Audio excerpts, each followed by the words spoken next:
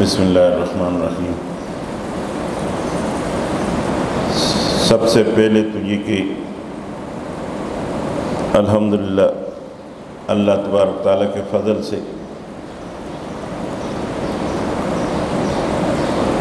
آج سے ہمارے ہاں جامعہ عربیہ سنو اس کی ابتدائی مجلس جو ہے منعقد کی جا رہی ہے، جس کو حفلہ کہتے ہیں، اور یہ حفلہ جو ہے حقیقت میں طلباء کے لیے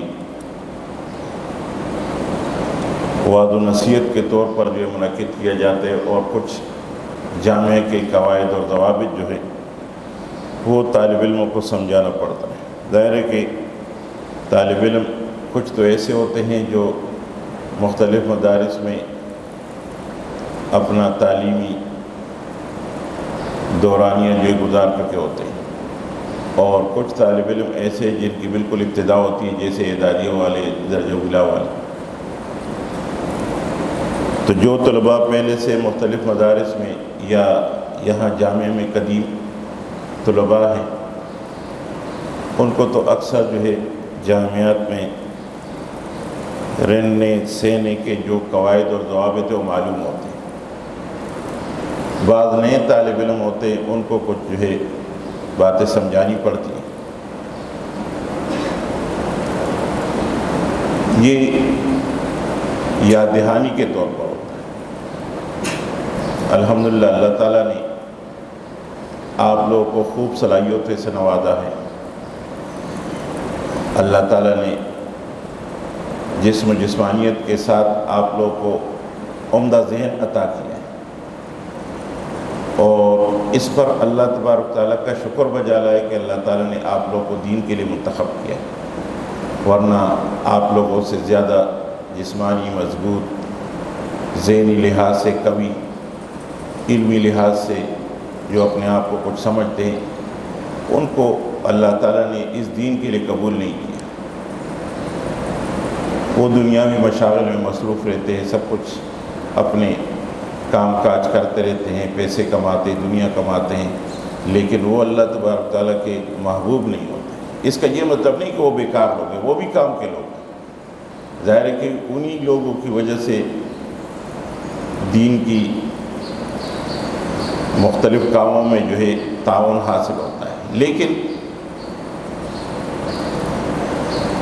دین کا علم حاصل کرنا اور دین کے مشاغل میں مصروف ہونا، یہ اللہ تبارک تعالیٰ اپنے خاص بندوں کو عطا فرماتا ہے۔ تو پہلی بات یہ ہے کہ آپ لوگ کو شکر بجا لائے۔ شکر کے ساتھ ساتھ پھر آگے آپ نے دیکھنا ہے کہ ہم نے یہاں پر رہتے ہوئے کیسی زندگی گزارنی، کیونکہ طالب علم جو ہوتے ہیں وہ حقیقت میں اللہ اور اس کے رسول کے مہمان ہوتے ہیں۔ یہ مدرسہ آپ کا گھر ہے، لیکن اس گھر میں آپ مہمان کی حیثیت سے، اور مہمان بھی پھر کس کے؟ اللہ اور اس کے رسول کے۔ تو جب اللہ اور رسول کے ہم مہمان ہیں تو اللہ اور اس کے رسول کے بتائے ہوئے طریقوں کے مطابق چلیں گے، تب عزت کی زندگی گزاریں گے۔ اگر آپ کے گھر میں کوئی مہمان آ جائے اور آپ کے اصولوں کے خلاف چلے تو کیا آپ اس کو برداشت کر لیں گے؟ کبھی بھی نہیں۔ اس لیے جو یہاں پر آپ لوگ کو قواعد ضوابط سمجھائے جاتے ہیں، اس کا یہ مطلب نہیں کہ آپ کے اوپر کوئی چیز زبردستی مسلط کی جا رہی ہے۔ یہ آپ کو یاد دہانی کرائی جا رہی ہے کہ دیکھو آپ نے جس راستے کو اختیار کیا ہے تو آپ اس کے مطابق چلیں گے تو کامیابی پائیں گے، اور اگر آپ اس کے مطابق نہیں چلیں تو پھر ناکامی ہوگی۔ زندگی تو آپ بھی گزار رہے ہیں، اور دنیاوی لوگ بھی گزار رہے ہیں، بلکہ کفار بھی گزار رہے ہیں، لیکن ہر ایک کی زندگی میں ان کی زندگی کی گزرانی زندگی میں اور زندگی کے مختلف مراحل میں فرق ہوتا ہے۔ چنانچہ ان تمام چیزوں کو آپ نے سوچنا ہے۔ آپ اس کے مطابق چلیں گے تو کامیاب ہو جاؤ، اگر اس کے مطابق نہیں چلو گے تو ناکام زندگی ہے، اپنا وقت ضائع کر رہے ہیں۔ اس لیے وقت ضائع مت کرو، ایسے کام کرو کہ آپ کو دیکھ کر آپ کے پڑوسی، آپ کے رشتہ دار، آپ کے جاننے والے آپ کو نمونہ بنائیں۔ آپ کو جو ہے دیکھ کر 2-3 آدمی متاثر ہو کر دینی مدرسے میں آئیں۔ آپ کے تربیت میں سب سے پہلا حق جو ہے آپ کے والدین کا ہے، پھر اس کے بعد اساتذہ کا ہے۔ اگر آپ اچھی زندگی گزاریں گے، نیک خصلتی اختیار کریں، شریعت کے اصولوں کے مطابق زندگی گزاریں گے، تو آپ کے سب سے پہلے آپ کے والدین کی لوگ تعریف کریں گے کہ کتنے اچھے والدین ہیں، جس نے اپنی اولاد کی اتنی اچھی تربیت۔ تو کیا آپ یہ پسند نہیں کریں گے کہ آپ کے والدین کی، آپ کے بڑوں کی تعریف ہو؟ دوسرا مرحلہ جو ہے وہ اساتذہ کا ہے۔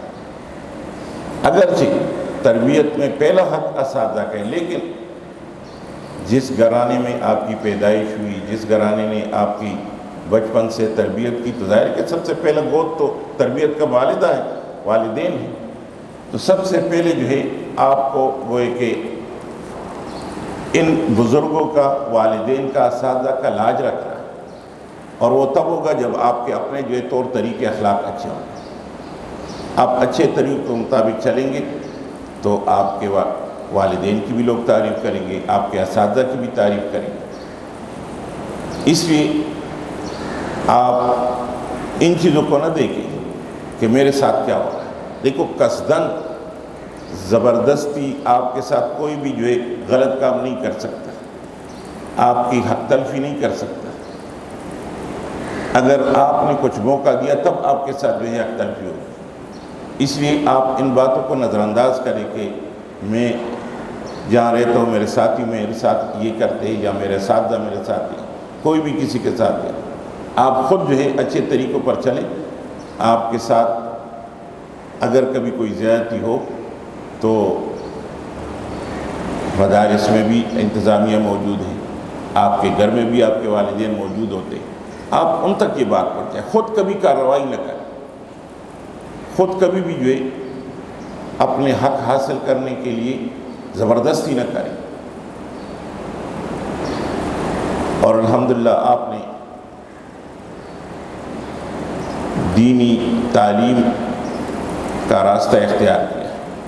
آپ سب سے پہلے تو اس کی فضیلت تو دیکھیں کہ اللہ تبارک تعالیٰ طالب علموں کے بارے میں کیا فضیلت بیان فرماتے ہیں۔ ایک روایت میں ہے کہ فرشتے جو ہے، رحمتوں کے فرشتے، آپ لوگ کے عزت اور توقیر کے لیے اپنے پر بچھاتے ہیں۔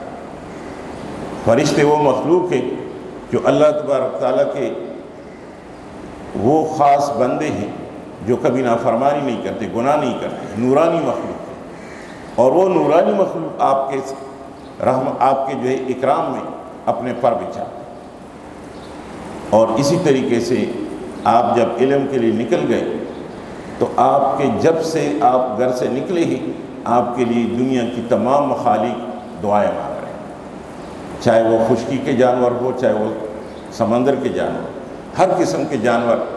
اور جب جانور جو ہے دعائیں مانگ رہے تو انسان تو ہے ہی، فرشتے بھی آپ کے لیے دعائیں مانگ رہے ہیں۔ تو ان چیزوں کو دیکھ کر آپ کو خود احساس ہونا چاہیے کہ ہم کتنے اونچے مقام پر۔ لیکن اس کا یہ مطلب بھی نہیں ہے کہ آپ غرور و تکبر میں آ جائیں کہ ہم تو بہت یہ اونچی مخلوق ہے اور ہم یہ سب سے برتر ہیں۔ علم کے ساتھ ساتھ آپ نے تواضع بھی اختیار کرنا، عاجزی اختیار کرنا۔ سب سے دنیا میں ممتاز انبیاء کرام ہیں، اور انبیاء کرام سب سے زیادہ متواضع ہوتے ہیں۔ خود نبی کریم صلی اللہ علیہ وسلم ایک مرتبہ جو ہے زمین پر بیٹھ کر جو ہے آپ کھانا تناول فرما رہے ہیں، اور اس زمانے میں جو بادشاہان ہوتے تھے وہ تو بڑے بڑے تختوں پر تکیے رکھ کر جو ہے کھانا کھاتے تھے۔ تو ایک صحابی آئے اور انہوں نے جب دیکھا کہ یہ آپ کیسے جو ہے بیٹھ کر کھانا تناول فرما، تو نبی کریم صلی اللہ علیہ وسلم فرمائے میں تو دنیا میں اللہ تعالیٰ نے مجھے جو بھیجا ہے تو عاجزی کے ساتھ بھیجا ہے، میں تو کبھی بھی ٹیک لگا کر کھانا نہیں کروں، میں تو ہمیشہ عاجزی اختیار کروں۔ اور ایسے سینکڑوں جو روایات تھے، تو معلوم ہو کہ اصل جو ہے وہ تواضع ہے، عاجزی۔ اگر ہم تواضع اور عاجزی اختیار کریں گے تو اللہ تعالی ہمیں علم سے نوازیں گے۔ اگر ہم غرور و تکبر کریں گے کبھی بھی ہمیں کچھ حاصل نہیں ہوگا۔ اور ہم نے اپنی اس مختصر زندگی میں اپنے بہت سارے ایسے ساتھیوں کو دیکھا ہے، اپنے ساتھیوں کو بھی دیکھے، اپنے شاگردوں کو بھی دیکھا ہے کہ جو علمی میدان میں آگے تھے اور جنہوں نے غرور و تکبر کیا، اللہ تعالیٰ نے اس کو دین کے لیے قبول نہیں کیا۔ وہ علم حاصل کرنے کے بعد کسی دنیاوی کام میں تو لگ گئے، خوب دنیا کما رہے، لیکن ان سے اللہ تعالیٰ نے دین کا کام نہیں لیا۔ نہ وہ امام بنے، نہ وہ مدرس بنے، نہ وہ جو ہے کسی دینی ادارے میں خدمت کرے۔ اللہ تعالیٰ کو غرور و تکبر پسند نہیں، جی رہے، زندگی گزار رہے، دنیا کما رہے، لیکن دنیا کمانا اور عیش و عشرت کی زندگی گزارنا یہ اللہ تعالیٰ کو پسند نہیں ہے۔ اللہ تعالیٰ کو پسند جو ہے دین پسند ہے، دین کی خدمت پسند ہے۔ اس لیے دین حاصل کرتے کرتے آپ لوگ ہمیشہ عاجزی اختیار کریں۔ آپ سے کمتر درجے والا کوئی ساتھی ہوگا، کوئی طالب علم ہوگا، ان سے آپ نے جو ہے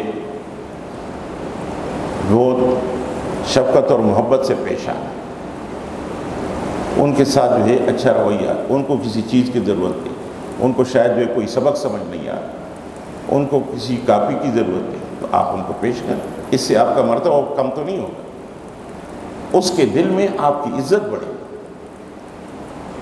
تو اس لیے اگر عزت اور مقام چاہتے ہو اور اللہ تبارک تعالیٰ کے ہاں کوئی حیثیت چاہتے ہو تو خوب تواضع اختیار کرو، عاجزی اور انکساری کے ساتھ۔ یہ تو خیر وقتاً فوقتاً اساتذہ درس میں بھی اور اس ابتدائی ہفتے میں بھی انشاءاللہ اساتذہ مختلف طریقوں سے آپ کو وعظ و نصیحت کرتے رہیں گے، لیکن بات طویل ہو جائے گی۔ مختصر یہ کہ سب سے پہلے جو ہے آپ نماز کا اہتمام کریں۔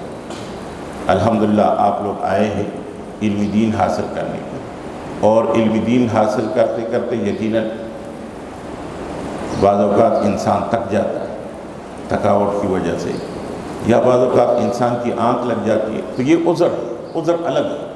اس میں بھی آپ اپنے ساتھیوں کو بتایا کریں کہ جب نماز کا وقت ہو جائے تو مجھے جو ہے نماز کے لیے ضرور جگہ۔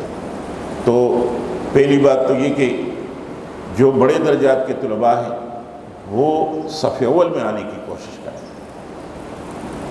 اگرچہ چھوٹے درجے والے بھی آ سکتے ہیں، لیکن بڑے درجے والوں کا زیادہ حق بنتا ہے کہ وہ آگے آنے کی کوشش کریں، صف اول میں آنے کی کوشش کریں۔ جیسے ہی اذان ہو جائے بس اور مشاغل چھوڑ دیں، اذان کے بعد جو ہے بس صرف ایک مشغلہ ہو، اگر وضو نہیں ہے تو جا کے وضو کریں اور آ کر جو ہے نماز۔ اور ویسے بھی صحابہ کرام کا معمول تھا کہ وضو کے بعد بھی تحیہ وضو کے 2 رکعت پڑھتے تھے، اور مسجد آنے کے بعد تحیہ مسجد کے بھی 2 رکعت پڑھتے تھے۔ تو اس کا بھی اہتمام کر لے تو بہت اچھا، اس سے جو ہے آپ کے اعمال میں برکت پیدا ہوگی، آپ کی زندگی جو ہے وہ خوشنما بن جائے گی۔ اس لیے کوشش کرے کہ نماز پابندی کے ساتھ، اگرچہ آپ لوگوں میں سے کسی کے بارے میں ہمارے یہ گمان بھی نہیں ہے، خیال بھی نہیں ہے کہ آپ لوگ قصداً کوئی نماز چھوڑیں گے یا نماز جو ہے سستی کریں گے، لیکن بعض اوقات بعض باتیں یاد دہانی کے لیے ہوتی ہیں، اور بعض باتیں جو ہے وہ اس لیے بیان کی جاتی ہے تاکہ آپ لوگ اس میں زیادہ دلچسپی لیں گے۔ تو اس لیے نماز کی پابندی تو آپ کریں گے، لیکن صف اول میں آنے کی کوشش کریں۔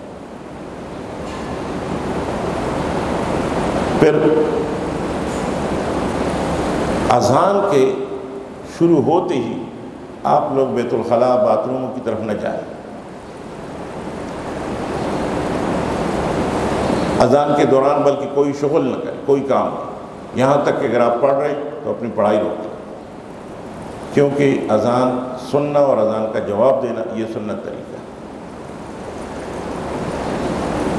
تو آپ اذان کے دوران جو ہے یہ نہیں کہ مثلا عشاء کے وقت اب اذان شروع ہو گئی اور یہاں پڑھائی چھوڑ کر سب جو روان ہو گئے باتھ روم کی طرف، آپ پہلے اذان سن لیں، اذان کے بعد پھر باتھ روم جائیں، یا اگر آپ کو احساس ہے کہ مثلا باتھ روم کم ہے، طالب علم زیادہ ہے، تو آپ پہلے چلے جائیں، اذان سے پہلے اٹھ کے جا سکتے ہیں، کوئی پابندی تو نہیں ہے۔ اگر آپ کو ضرورت ہے تو آپ اذان سے پہلے چلے جائیں، لیکن اذان کے دوران جو ہے نہ اٹھیں۔ اسی طریقے سے نمازوں کے بعد جو ہے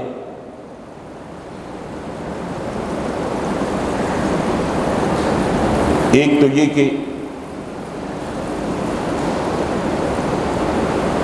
بعض نمازیں ایسی ہے کہ اس کے بعد سنت ہے، جیسے ظہر کی نماز ہے، جیسے مغرب کی نماز ہے، جیسے عشاء کی نماز ہے، کہ ان فرائض کے بعد جو ہے سنت ہے۔ تو ان نمازوں کے بعد آپ کوشش کریں کہ جیسے ہی فرض ختم ہو جائے تو زیادہ سے زیادہ آیت الکرسی پڑھ لیں، اور آپ جگہ تبدیل کریں یا اسی جگہ پر سنت پڑھ لیں۔ سنت پڑھنے کے بعد پھر کوئی تسبیحات، کوئی وظیفہ کچھ کرنا چاہے تو کریں۔ اور جن نمازوں کے بعد سنت نہیں ہے، جیسے فجر اور عصر کی نماز، تو ان نمازوں کے بعد جو ہے آپ کوئی وظیفہ کریں یا دعا پڑھیں، جو بھی کرنا چاہے کریں۔ بعض لوگوں کو دیکھا گیا ہے کہ معمولات میں وہ سنت مؤخر کر دیتے ہیں، سنت مؤخر نہ کریں۔ زیادہ سے زیادہ فرائض کے بعد آیت الکرسی، وہ تو جگہ تبدیل کرتے کرتے بھی آپ پڑھ سکتے ہیں، تو آیت الکرسی پڑھ لیں اور پھر جو ہے پہلے سنت پڑھیں۔ ظاہر ہے کہ ان نمازوں کے بعد، جن نمازوں کے بعد سنت ہے، 2 رکعت ہے، تو 2 رکعت سنت پڑھنے کے بعد آپ پھر بیٹھ جائیں، کوئی بھی وظیفہ پڑھیں، دعائیں مانگیں، جو بھی کریں۔ اسی طریقے سے ہمارے ہاں، چونکہ یہ میں اپنے ہاں کی بات کر رہا ہوں، اور جگہ بھی شاید اہتمام ہوگا، باقاعدہ جو ہے علم کے ساتھ تصوف کی ضرورت ہے، کیونکہ 3 مرحلے ہیں۔ ایک مرحلہ ہے تزکیہ نفس کا۔ تزکیہ نفس کا معنی ہے کہ اپنی اس جو ہے وہ دل کو اور اپنے نفس کو جو ہے وہ شیطان کے وساوس سے، شیطان کے وسوسوں سے بچانا۔ اس کے لیے تصوف کی ضرورت ہے۔ تصوف کسی خاص جو ہے عمل کا نام نہیں، تصوف یہی ہے۔ آپ کو جو اساتذہ وظیفہ بتا دیں، آپ نے اپنے کسی بزرگ سے کوئی وظیفہ سنا، اور نہ ہو تو کم از کم قرآن مجید تو موجود ہے، استغفار تو ہے، تو تھوڑا بہت استغفار، قرآن مجید کی تھوڑی سی تلاوت کرنا، کوئی بھی دعا جو ہے آپ کو یاد ہے، تو ان دعاؤں کا، استغفار کا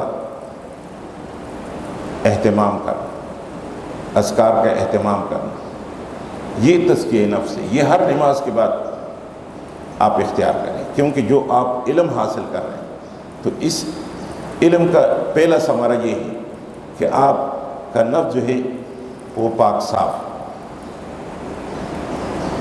تو یہ تزکیہ نفس کے لیے آپ ذکر و اذکار کریں۔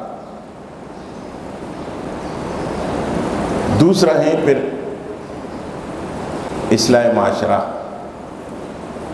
اب آپ کی خود اپنی اصلاح ہو گئی ہے، آپ کو جو ہے کسی جگہ رہنا ہے، آپ کے پڑوس میں کچھ لوگ ہیں، آپ کے رشتہ دار ہیں، آپ کے جاننے والے لوگ ہیں، تو اصلاح نفس کے لیے تبلیغ ہے۔ اب آپ نے جو علم حاصل کیا وہ دوسروں تک پہنچا۔ آپ نے قرآن مجید کے کسی ایک آیت کی تفسیر کیوں نہ سنی، وہ دوسروں تک پہنچا۔ کوئی ایک کام کی بات آپ نے سنی اور آپ گھر آ گئے، اپنے والدین کو، اپنے بہن بھائیوں کو بتایا، اپنے رشتہ داروں کو، دوست احباب کو بتایا، کوئی حدیث سنی، کوئی فقہ کا مسئلہ سنا۔ کیونکہ تبلیغ کے لیے باقاعدہ ضروری نہیں کہ بس آپ نے بستر جو ہے، بستر اور لوٹا ہاتھ میں لیا اور بس روانہ ہو گئے، یہی تبلیغ۔ تبلیغ اس چیز کا نام، آپ نے جو پڑھا آپ جائیں اور لوگوں کو بتائیں، یہ تبلیغ، یہ اصلاح معاشرہ ہے۔ اس سے آپ پورے معاشرے کی اصلاح کریں۔ تو آپ کے علم کا فائدہ یہ ہے کہ پہلے آپ اپنی فکر کریں، پھر دوسروں کی فکر کریں، پھر اس کے بعد کہیں تیسرا درجہ آتا ہے، اور وہ ہمارا کام نہیں، وہ اصلاح مدنی، شہر کی اصلاح کرنا، ملکوں کی سرحدات کی حفاظت کرنا، وہ اسلامی سلطنت کا کام۔ اس میں بھی پھر ہم تعاون کریں گے۔ اگر کوئی اسلامی سلطنت ہوئی اور دشمن کے مقابلے میں ہماری ضرورت پیش آئی تو ہم جہاد میں بھی جائیں گے، اپنے سرحدات کی، اپنے ملک کی حفاظت بھی کریں گے، سیاست میں بھی آئیں گے۔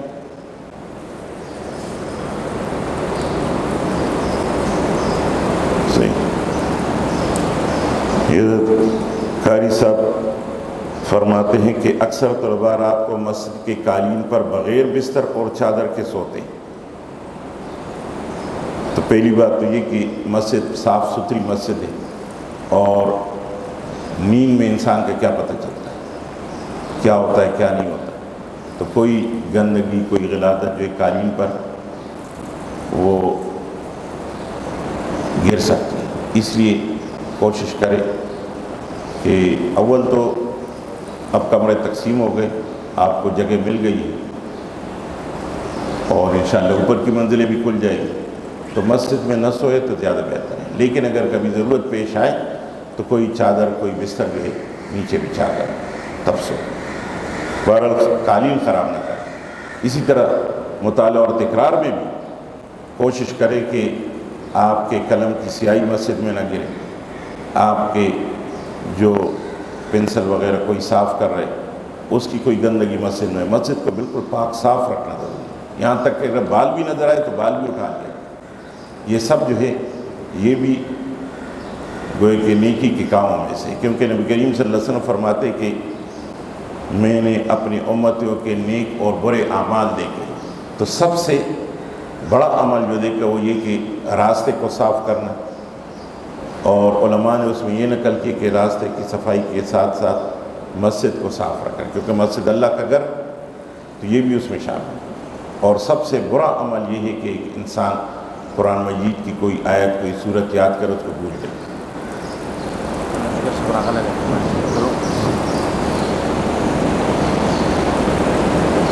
تو بہرحال یہ ذرا ان چیزوں کا خاص خیال رکھیں۔ خیر، بہرحال بات یہ ہو رہی تھی کہ تیسرا مرحلہ جو ہے وہ اصلاح مدنی ہے، وہ ہمارا کام نہیں ہے، وہ اسلامی سلطنت کا کام ہے، لیکن ہم اس کے رکن رکین بنیں گے، اس میں ہم ان کے ساتھ تعاون کریں گے۔ لیکن مسئلہ یہ کہ یہ اس میں سب سے پہلا مرحلہ وہ اصلاح نفس ہے، تزکیہ نفس جس کو کہتے ہیں، اور اس کے لیے اعمال کی ضرورت ہے۔ تو ہر نماز کے بعد کچھ نہ کچھ نیک اعمال آپ کے ہونے چاہیے، تلاوت کریں۔ پھر ہمارا معمول کیا ہے؟ جامعہ عربیہ سنون میں خاص طور پر جو رہائشی طلباء ہیں، ورنہ عمومی لحاظ سے رہائشی غیر رہائشی سب کے لیے فجر کی نماز کے بعد سورہ یاسین یا سورہ رحمان یا سورہ تغابن، یہ حضرت مفتی صاحب وظیفہ فرماتے تھے کہ یہ طالب علم اپنا وظیفہ بنائے، اور اس کے بعد جو ہے گوئے کہ اشراق تک جو ہے یہ اپنا عمل جاری رکھے، اور اشراق پڑھ کر جو ہے پھر اپنا، اور آج کل تو فجر کے بعد اچھا خاصا وقت ہوتا ہے، اس لیے آپ لوگ کوشش کریں کہ فجر کے بعد جو ہے اشراق تک جو ہے اپنے کچھ معمولات اختیار کریں، اور فجر کے بعد جو ہے یہ تو اشراق تک کا وقت مصروف ہے۔ پھر اس کے بعد ظہر کی نماز ہے، ظہر کی نماز کے بعد ہمارے ہاں تعلیم ہوتی ہے۔ یہ تعلیم جو ہے یہ صرف طالب علموں کے لیے، جو احسن علوم میں طلباء رہتے ہیں، چاہے وہ تخصص کا طالب علم ہے، دور حدیث کا طالب علم ہے، اولیٰ یا اعدادیہ کا طالب علم ہے، جتنے طلباء ہیں وہ سب اس میں بیٹھیں، اور بیٹھنا جو لازمی ہے۔ یہ نہیں ہے کہ اپنی مرضی ہے کمرے میں گئے یا باتھ روم گئے، باتھ روم جانا تو ایک عذر ہے، عذر کی بات الگ ہے، لیکن کوشش کریں کہ ظہر کے بعد جو ہے، اور وہ ایک جامعہ کے ایک طالب علم ہی پڑھتا ہے اور دیگر طلباء جو ہے وہ سنتے ہیں، تو اس میں بیٹھنا بھی جو ہے یہ لازمی، یہ ظہر کے بعد کا عمل ہے۔ پھر اس کے بعد دور حدیث کا تو باقاعدہ درس ہوتا ہے، دور حدیث کے علاوہ جو اور طلباء ہیں وہ اپنا مطالعہ تکرار میں مصروف ہو جاتے، 4 یا 4:30 بجے تک جو ہے وہ وقت ہے۔ عصر کے بعد کوئی خاص عمل نہیں، لیکن اگر کچھ ذکر و اذکار کر لے تو یہ جاتے، ورنہ عصر کے بعد اکثر طالب علم چائے پینے یا باہر جانے کے لیے وقت لاتے۔ مغرب کے بعد جو ہے سورہ یاسین اور سورہ واقعہ، یہ مفتی صاحب جو ہے فرماتے تھے کہ طالب علم ضرور جو ہے اس عمل کو اختیار کرے، تو مغرب کے بعد جو ہے یہ ضرور پڑھیں۔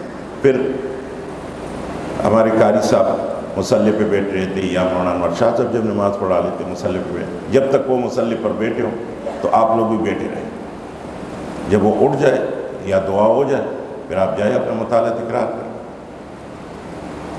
اب عشاء کی نماز، عشاء کی نماز کے بعد جو ہے ذرا طویل وظیفہ ہے، اس میں سورہ فاتحہ بھی ہے، سورہ فاتحہ 3 مرتبہ، 4 کل ہے، اور پھر اس کے بعد جو ہے آیت الکرسی یہ 3 مرتبہ، اور آیت کریمہ 100 مرتبہ، استغفار 100 مرتبہ، اور درود ابراہیمی جو ہے 11 مرتبہ، یہ وظیفہ ہے۔ اور یہ بھی جو ہے مصلی پر حضرت قاری صاحب اور مولانا انور شاہ صاحب جو ہے اگر وہ بیٹھے ہو تو آپ لوگ بیٹھے رہیں، جب وظیفہ ہو جاتے پھر آخر میں دعا ہو جاتی، پھر یا اگر کھانے کا وقت ہو تب بھی آپ کھانے کے انتظار میں نہ بیٹھیں، آپ اپنی اپنی جگہوں پر جہاں آپ کی تپائی پڑی کتابیں آپ اٹھا لیں، اپنی اپنی جگہ بیٹھ جائیں، درجوار سب کو بلایا جائے، کھانے کا جب وقت ہو جائے گا تو طالب علم آئے گا، فلاں درجے والے آ گیا، فلاں درجے والے، اس ترتیب سے آپ چلیں۔ یہ نظم و نسق جو ہے یہ آپ کو بھی زیب دیتا ہے اور ادارے کی بھی جو اس سے زیب و زینت ہے، کیونکہ محلے کے لوگ بیٹھے رہتے ہیں، وہ آپ کی حالت دیکھ کر جو ہے وہ عجیب محسوس کرتے ہیں کہ یہ دیکھو دینی طالب علم ہے اور ان میں کوئی نظم و نسق نہیں، تو دوسرے لوگوں کو جو ہے موقع نہ دیں، آپ نظم و نسق کے ساتھ چلیں اور انشاءاللہ کھانا سب کو پورا ہوگا۔